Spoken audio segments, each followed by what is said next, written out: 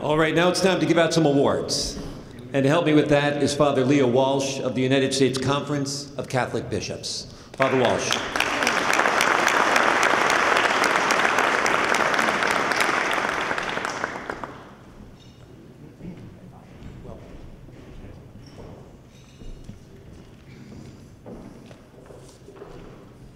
Well, it is my great pleasure to be with you here tonight to honor a very good friend of mine, and now I'm humbled to say also a colleague, Dr. John Borelli.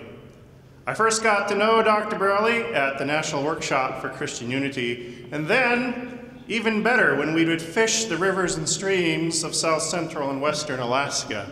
I'm a priest of the Archdiocese of Anchorage, Alaska, and yes, you can see Russia from there. In fact, in the winter, you can walk to it. What they say, if you give a man a fish, you feed him for a day. If you teach him how to fish, he will sit in a boat, drink beer, and tell lies all day. John and I have certainly done that. But seriously, if one is going to wade into the waters of interreligious dialogue, it is always advantageous to bring along a guide. Someone with knowledge of the stream who has been there before can show you which areas will be most fruitful. And if you pick the right guide, the journey can also be one heck of a lot of fun, and so it is with our honoree this evening. Dr. John Borelli received his PhD from Fordham University, taught full-time history of religions and theology during the final year of graduate studies at Fordham, and for 11 years, directed religious studies at the College of Mount St. Vincent in New York City from 1976 to 1986. He then served for more than 16 years as the Associate Director of the Secretariat for Ecumenical and Interreligious Affairs at the United States Conference of Catholic Bishops from 1987 to 2003, and as a consultor to the Vatican's Pontifical Council for Interreligious Dialogue from 1991 to 2007. Currently, he serves as a special assistant for interreligious initiatives to Dr. John J. DeGioia, president of Georgetown University, and in that capacity serves as national coordinator for interreligious dialogue and mission for the U.S. Jesuit Conference. Are you feeling inadequate yet? He coordinates Woodstock's interreligious dialogue and education. His recent publications include Interfaith Dialogue, A Catholic View, co-sponsored or co-authored with Michael L. Fitzgerald, and articles in the New Catholic Encyclopedia, Vatican II, The Continuing Agenda, New Theology Review, Origins, America, The Tablet, National Jesuit News, Ecumenical Trends, and the Catholic World. But really, his impact is greater than what can be depicted in mere words or accolades. It lives on in a whole new generation of scholars and practitioners in ecumenical and interreligious relations. Indeed, John has taught us how to fish, and we are all the richer for it. And so it is with deepest gratitude and great pleasure that we present the Commitment to Interfaith Dialogue Award tonight to Dr. John Borelli.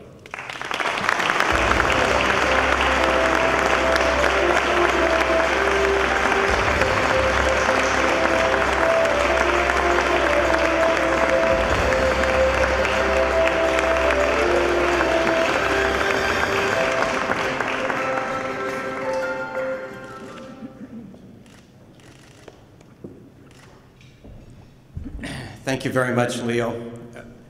Fishing and interreligious dialogue are very similar.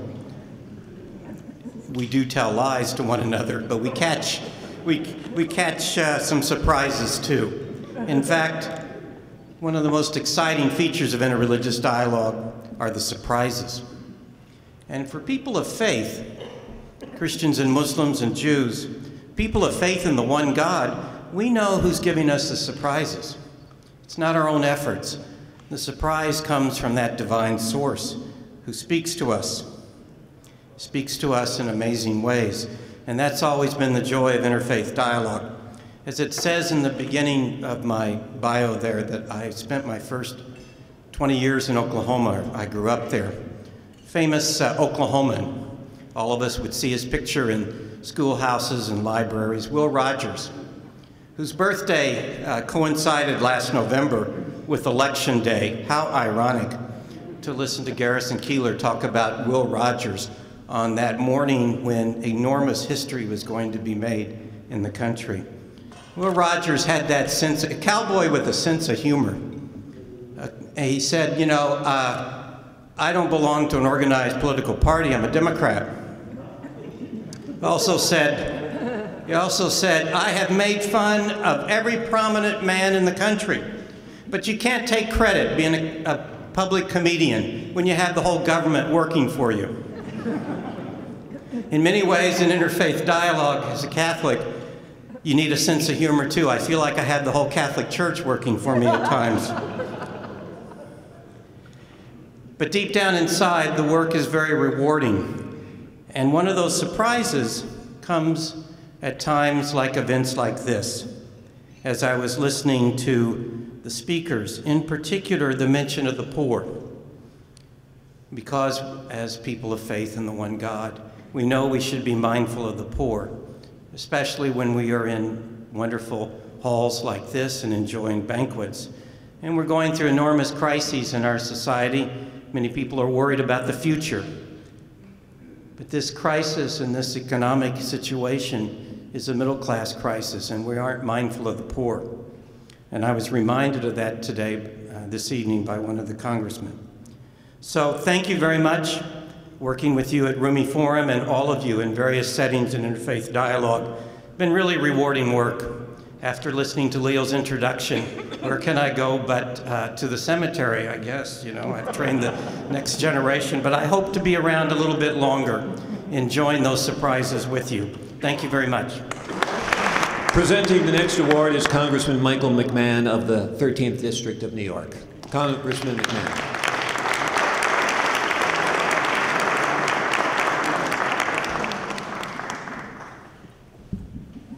I just lower and raise the mic all night.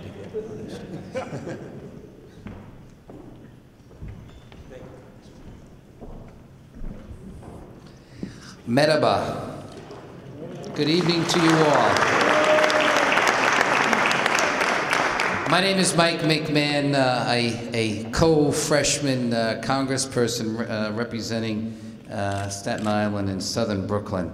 And it's certainly my privilege and honor to be with all of you as part of the Rumi Forum this evening. I want to thank Emre Selik for inviting me to be here this evening with you. The inspirational poet, mystic, and jurist Rumi, or whom my Turkish friends know as Mevlana, once said, "You were born with wings. Why then prefer to crawl through life?" This insightful verse refers to the inner capabilities of all human beings. And you honor someone tonight, a dear friend of mine, who thrives on bringing out that inner beauty of all human beings. As congressmen and women, we have the important role of encouraging others to realize their full potential and to exercise the powerful wings that Rumi so eloquently describes. Together with Jerry, as a member of the House Foreign Affairs Committee, it is our goal to foster the great potential of multilateral relations with peaceful, global partners in order for our own country, America, to reach its greatest potential. Through our work on the committee and the good works of my Turkish constituents as well as his, it is evident that Turkey is a shining example of a country that has exercised its unique cultural and geographic position to become a global leader. I am a supporter of increased dialogue and interactions between Turkish and American officials to help one another in achieving a greater peace in the region as a whole. We all saw the importance of this partnership most recently in the historic signing of the protocols to open the border between Turkey and Armenia. And this momentous occasion could not have been achieved without a clear commitment to peace agreed to by all parties in Geneva on October 10th of this year. And like Secretary Clinton, who shuffled back and forth between the two main parties on that day, I and Jerry Connolly believe that it is a congressperson's duty to exemplify great leadership and to refuse to crawl through life. as you lead individuals or encourage or help individuals or international actors to realize their full potential. The great man whom we are honoring today fully embodies this message. He is not only a friend to Turkey, but like me, as I said, a fellow freshman congressman. He is a member of the Foreign Affairs Committee and a very close friend of mine as we serve on the Europe Subcommittee together. I first met Jerry during our orientation after we had been elected through some bruising elections, and we immediately hit it off. And everyone in my office and my family knows he's my good friend, Jerry Connolly, or my friend Jerry Connolly. He's indeed a most incredible asset to his constituents and to America as a whole. He went to Maryknoll College and then to Harvard University. His dedication to public service began in the first moments of his career as he worked with nonprofit organizations like Hafer Project International and the Distinguished U.S. Committee for Refugees in my home state of New York. As many of you know, the congressman then moved into his role as a professional staff member for the prestigious United States Senate Committee on Foreign Relations, a role which has thoroughly prepared him for the future, and a background and an experience that he has that he reminds me about at every committee meeting. When I ask him a question, he says, "How can you not know that?" Needless to say, Congressman Connolly, through his hard work and dedication to the greater good of all people, rose in his ranks to eventually become congressman to Virginia in Virginia's 11th district. But he did it the old-fashioned way, starting with local politics on the Board of Supervisors, and then becoming the chairperson of that Board of Supervisors, helping people with their daily needs, which I think is the most important background that you can have to be here in Congress. As his neighbor down the hall, and as I said, the only other freshman congressman on the Foreign Affairs Committee, I have the distinct pleasure of sharing this experience with him in Congress.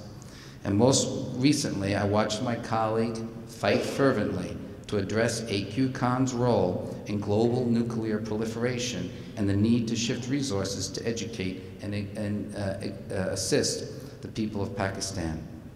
His work, in no doubt a product of an extensive past, working with refugees and the poor, and with people in his own neighborhood and district solving their problems. It is that experience that allows him to have the vision to see the world not only as it is, but as it should be. Congressman Connolly is a true facilitator of peace and dialogue, and I have no doubt that his career and good works will continue to soar.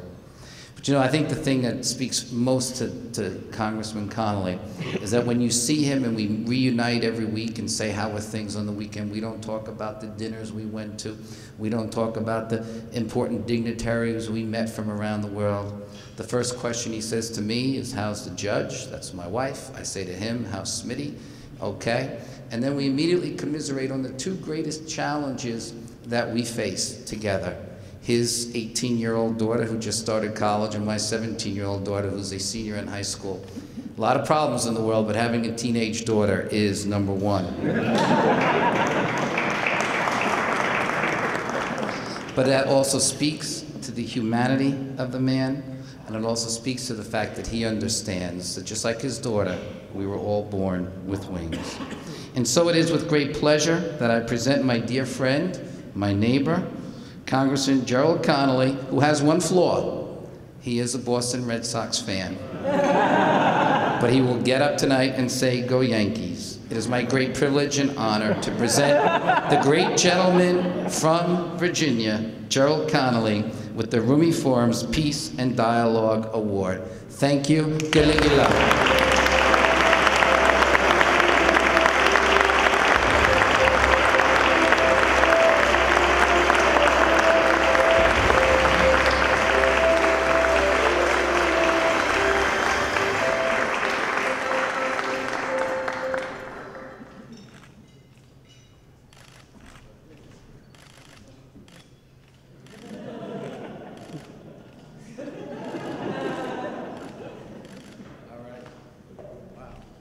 Gila.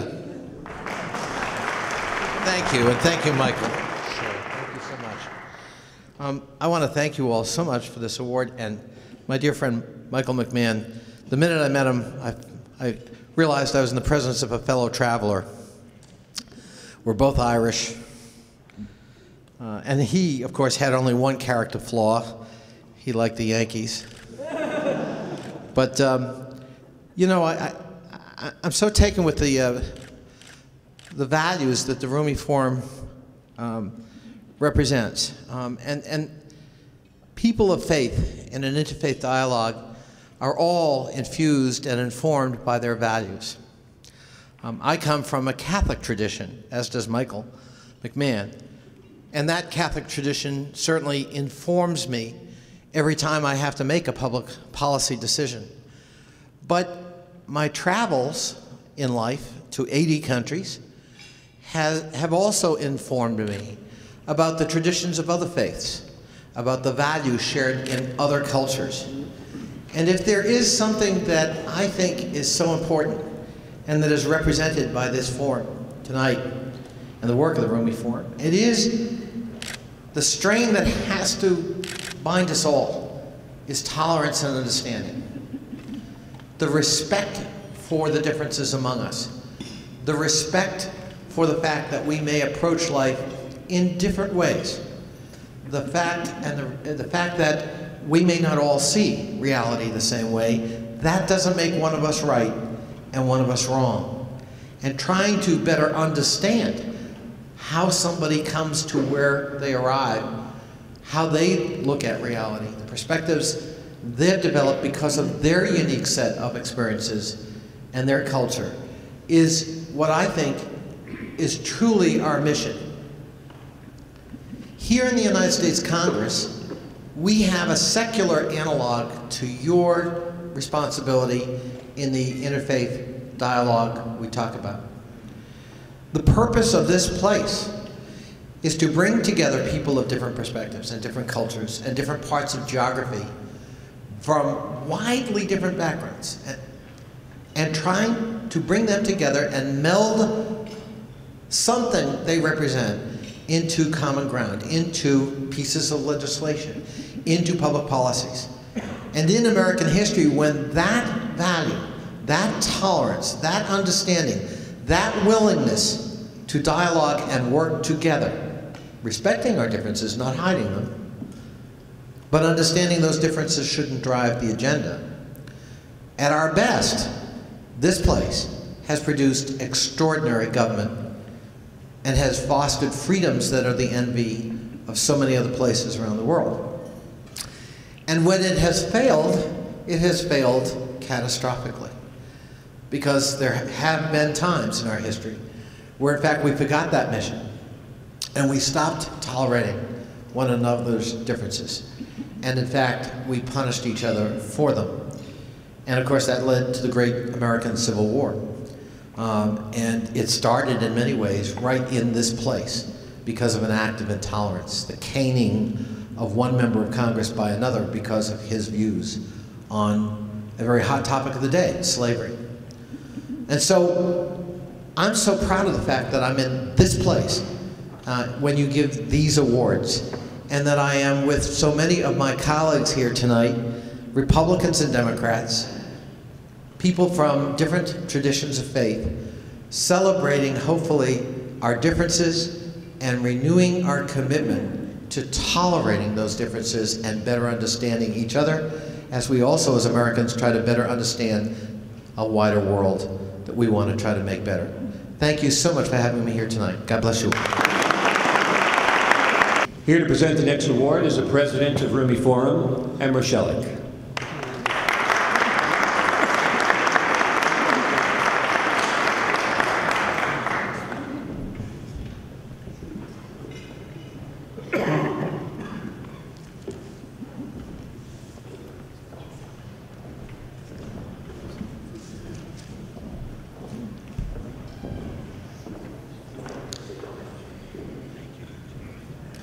The International Peace Award goes to Professor Ekmelettin İhsanoğlu of Turkey, who is the first by-voted elected Secretary General of the Organization of the Islamic Conference, the OIC, the second largest international body after the United Nations that forms the group of various heads of state. Ever since he took the office, As the 9th Secretary General in January 2005, he has taken serious steps to make the 57 member states organisation as an effective organisation. Since his association with the OIC from 1980 as founding Director General of the Research Centre for Islamic History, Culture and Arts in Istanbul, Professor Dr. Ihsanoğlu has pioneered activities towards creating awareness about Islamic culture across the world through research, publishing, and organising congresses in various fields, including history of arts and sciences and intercultural relations. Furthermore, he has initiated and supervised programs for the protection and promotion of the written and the architectural heritage of Islamic civilization in various countries. He has also contributed to scholarly debates on intercultural dialogues. With his institutional and personal initiatives, he has earned recognition at intellectual circles as a leading contributor to rapprochement between cultures, particularly between the Muslim and Western worlds.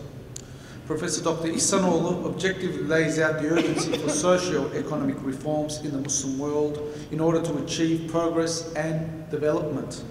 He ardently supports the rights of Muslim minorities and respect for human rights globally, which he passionately advocated both in his writings and speeches. Professor Dr. Ihsanoğlu was born in Cairo, Egypt in 1943.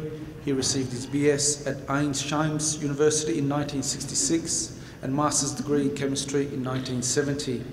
After completing his PhD studies at Ankara University, Turkey in 1974, he did his postdoctorate research from 75 to 77 as a research fellow at the University of Exeter in the United Kingdom. He served as a faculty member in the faculties of science and then became the first professor and founding head of the Department of History of Science of the University of Istanbul. He's also the founding chairman of Turkish Society for History of Science and ISAR Foundation. He further served as the president of International Union of History and Philosophy of Science between 2001 and 2005. He is a member of various international societies, scientific councils, advisory boards, and numerous academies, centers, and institutes, and editorial boards of many journals in a number of Islamic and Western countries. He sends his apologies on this occasion. He is currently overseas, but to receive the award on his behalf, may I call upon the Ambassador, His Excellency Abdul Wahab from the OIC.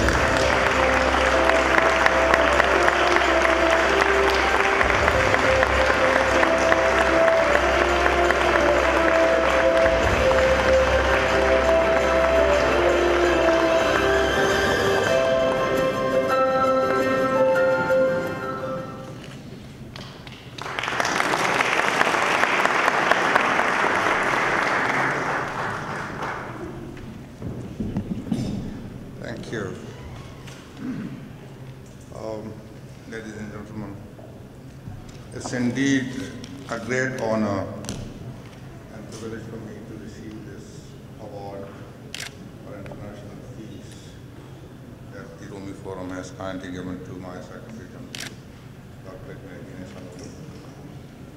Fiedler. I have good news to announce.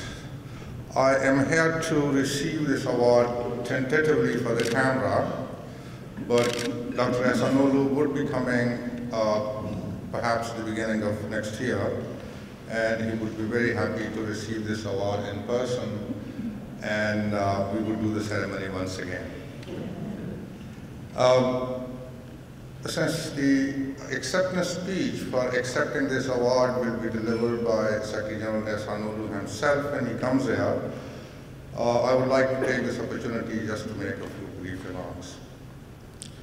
To begin with, on behalf of the organization of the Islamic Conference, I would like to extend heartfelt felicitations to the Rumi Forum for its 10th anniversary.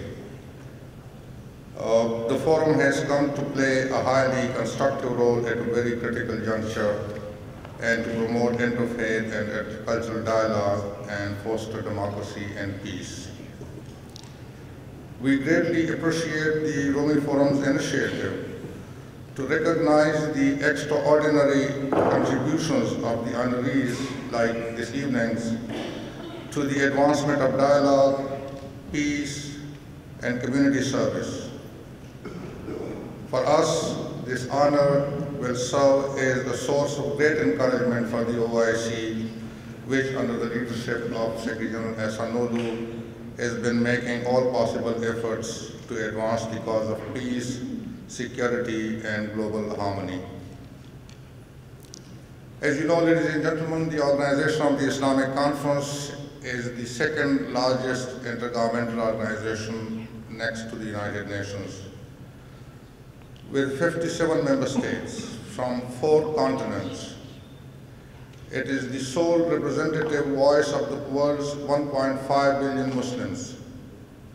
Since its inception, the organization has prioritized the peaceful resolution of conflicts involving its member states, with particular emphasis on the Middle East peace process. The OIC's charter exhorts its member states, particularly those who are party to any conflicts, to seek peaceful resolution through the good offices of the OIC, to utilize the medium of mediation, arbitration, conciliation, and judicial settlement. The charter of the OIC also mandates the OIC to cooperate with other intergovernmental, regional, and international organizations to settle the disputes peacefully. Proceeding from this term of reference, the OIC has played an important role in the prevention, management, and resolution of conflicts, promoting post-conflict reconstructions, and addressing humanitarian crisis in a number of its member states. Such initiatives stand as a testament to the success of the Secretary General in peacemaking and promotion of peaceful settlement of disputes. The OIC remains ready and willing to play a more engaged role with international partners in troubled spots around the world. Ladies and gentlemen, in the OIC, we look forward to the day when all of us, united, can conquer the prejudices that divide mankind and eradicate the stereotypes that stoke hostility among nations and peoples. Let us continue to work collectively to ensure the sustenance of this unity and purpose that has brought us together this evening. Let me assure you that the OIC and its Secretary General remain committed to the pursuit of these noble objectives. Thank you. Here to present the next award is Diane Vogel, a senior member of the programming team at WAMU and chief producer of the Kojo Nandi Show. Diane.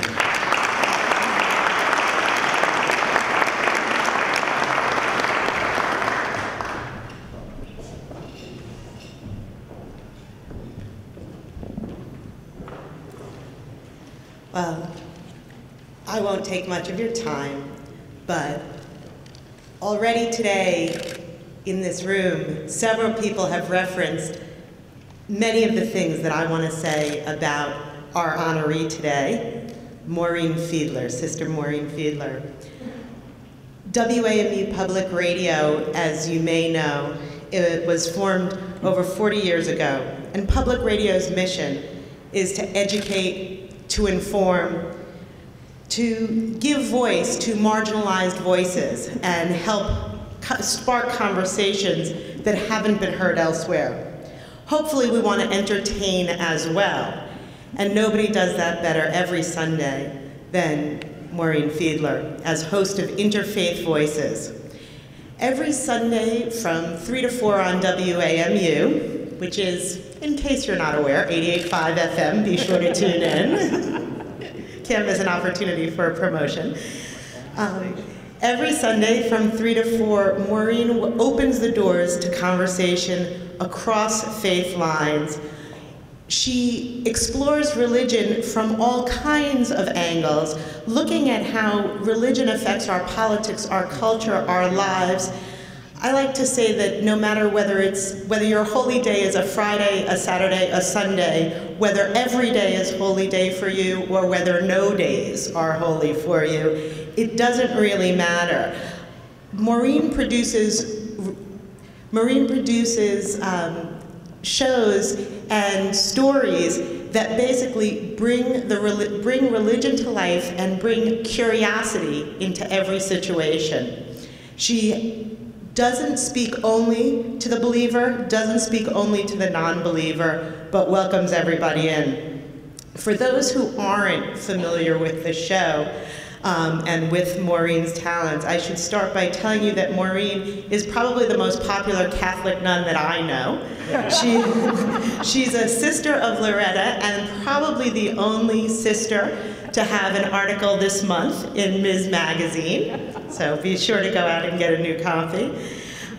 Maureen has been host of Interfaith Voices since she started it in late 2001, early 2002, and every Sunday 30,000 people in DC alone tune in. That's not counting the 66 other cities in which she is heard across the United States and in Canada.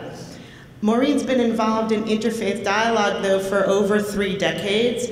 She's been an active participant in coalitions working for social justice, racial and gender equality, and for peace.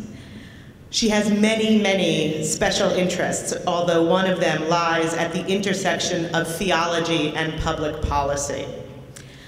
Earlier in this conversation today, you heard Representative John Conyers cite the Reverend Martin Luther King and the difference or the spark that he made in Congressman Conyers' life. The same is true for Sister Maureen Fiedler. She would tell you that there is probably no one who has influenced her more than the Reverend Dr. Martin Luther King. At the same time, Maureen's dedicated to making sure that whether it is stereotypes that we have about one another or just questions we haven't asked, that each one of those gets a fair airing, and that people come to the table understanding one another, celebrating the similarities that we have, and celebrating the differences as well. If you're not familiar with the show, I'm going to give a 1-minute plug to say, I believe it is interfaithvoices.org. Is that? Interfaith Radio. Interfaithradio.org. Go check out the website, and I'm going to call your attention to 2 segments just to give you an example of the range that you might see when you're there.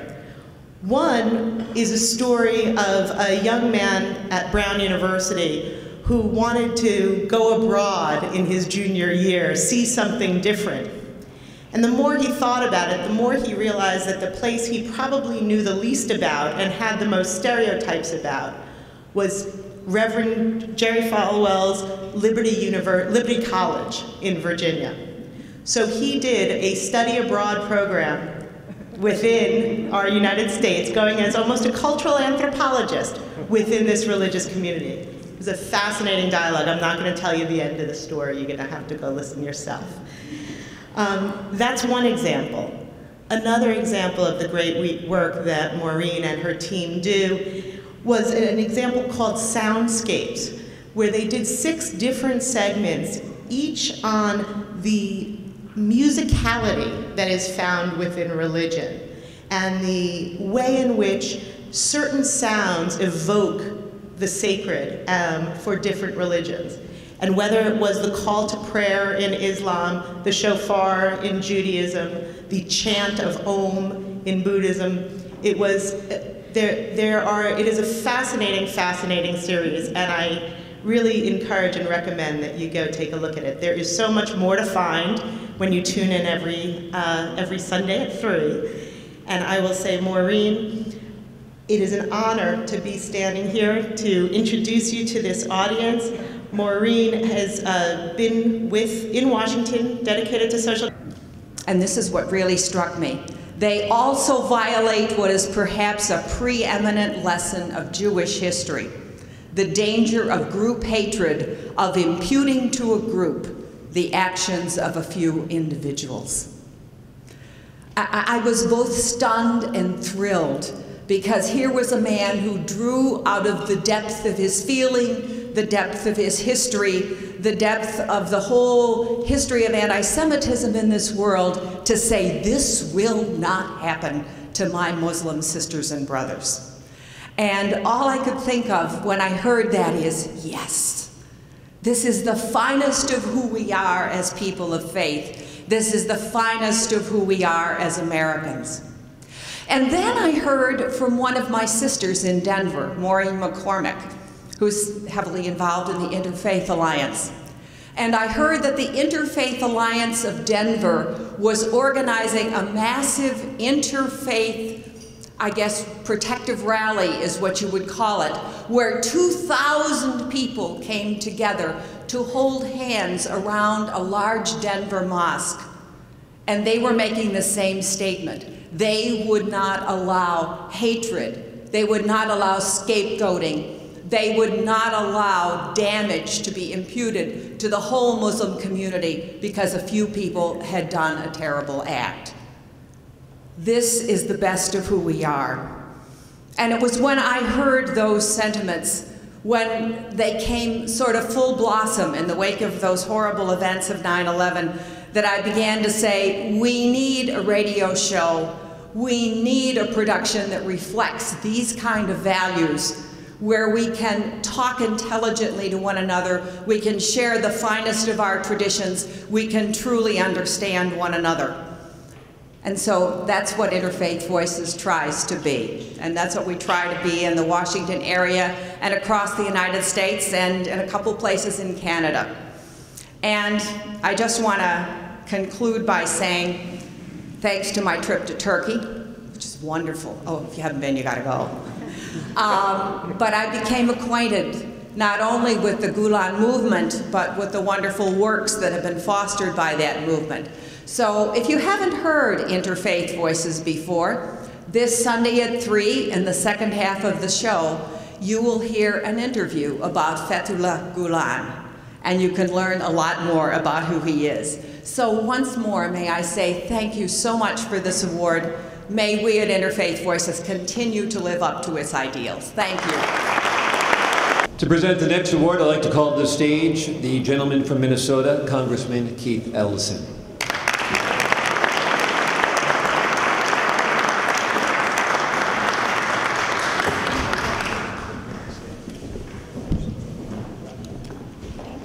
He had to bring it way down. Well, first of all, let me say that I feel like I'm back in grade school. As you know, I started life out Catholic, and we've had now a nun, and you're going to hear about a priest right now. So that's good. But before I get to our honoree, let me thank the Rumi Forum. When you give an award for people who bring people together to promote peace, to promote brotherhood and sisterhood among people, what you're literally doing is honoring and valuing people who exhibit these qualities, and therefore hoping to inspire others toward these tremendous achievements that our awardees have been able to bring forth to us. So thank you for making it incentive and inspiring the rest of us to try to lift up ourselves and raise up our conduct and character and action so that we can be somewhat like these people who you inspire and honor today. And I think if you continue to do this, you incentivize good doings, people will do good. And so thank you, Rumi Forum. But let me just move on to our honoree who's given us so much. Sidney Griffith is the ordinary, I'd say it should say extraordinary, but is the ordinary professor and chairman of the Department of Semitic and Egyptian Languages at the Catholic University of America in Washington, D.C. There, he has been a faculty member for more than 30 years. That's sticking to it. His areas of academic interest are classical, Syriac, and Christian Arabic literature, and Middle Eastern history and culture, particularly the history of relations between Jews, Christians, and Muslims from the beginning of the Islamic era until now. He participates in a number of Christian-Muslim forums and interreligious dialogues, and he has published numerous studies in the area of history of Muslim-Christian relations, particularly in the Islamic time in the world of Islam. His most recent book is The Church in the Shadow of the Mosque, Christians and Muslims in the World of Islam. Please join me in bringing a very strong Rumi Forum hand to Father Griffith. And congratulations.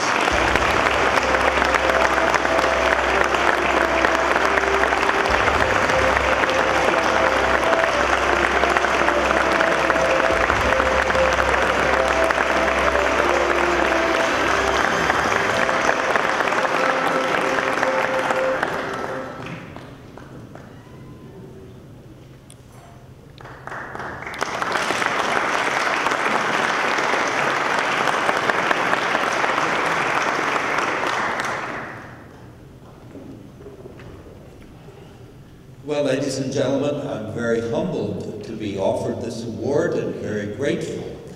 I'm especially humbled by all the accomplishments of the people who have preceded me up here this evening, all the wonderful things they have done in the world to advance rapprochement between the religious communities. And here I come from the bowels of Mullen Library on the campus of the Catholic University of America, where on an ordinary day I can be found poring over old texts written more than 1,000 years ago, having to do with relationships between Jews, Christians, and Muslims. And you would think that such a task, such a job, wouldn't be too interesting. But alas, it brings me very often out of that basement into some wonderful places in the world, like Jerusalem and Cairo and Damascus, and then one beautiful day to Istanbul, where I had the very great honor to be the guest of Hoca Efendi Fethullah Gülen, one of God's people working in our own day and working very hard to teach us all the deep religious importance not only of respect for one another, but of the necessity to learn more about one another and about our religious lives, about our scriptures, and about the great goal of peace to which all our faiths invite us. So much so that in every one of them, the word peace is a greeting. Shalom. Pax vobiscum, peace be with you, we Latin Catholic Christians say. And then, of course, the wonderful phrase, Salam Aleikum.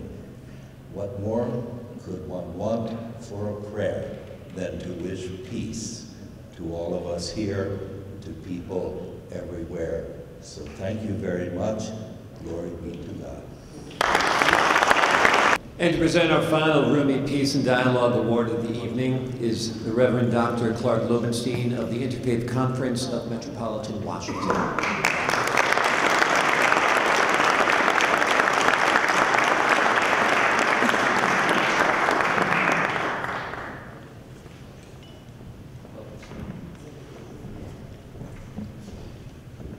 It is a delight and a joy to present this award to Ebru TV for the work that they have done over many years. Located in Somerset, New Jersey, they are one of the few multicultural, family-oriented channels geared towards Americans of diverse traditions and backgrounds. They broadcast 24/7 and offer a wide range of programming, such as news and sports and lifestyle shows, drama and action series, as well as kids programs. Just recently, they received 3 Emmy Awards last Saturday night from the Middle Atlantic region for their work in these areas. And for more information on Ebru TV, visit www.ebru.tv. And much of Ebru TV's quality programming is provided by Everest Production Company, contacted at www.everestpro.com. Ebru TV is a bright new face in family-friendly, multicultural communication. And so it is a joy tonight to honor them and have Mr. York, the Vice President, come and receive this award.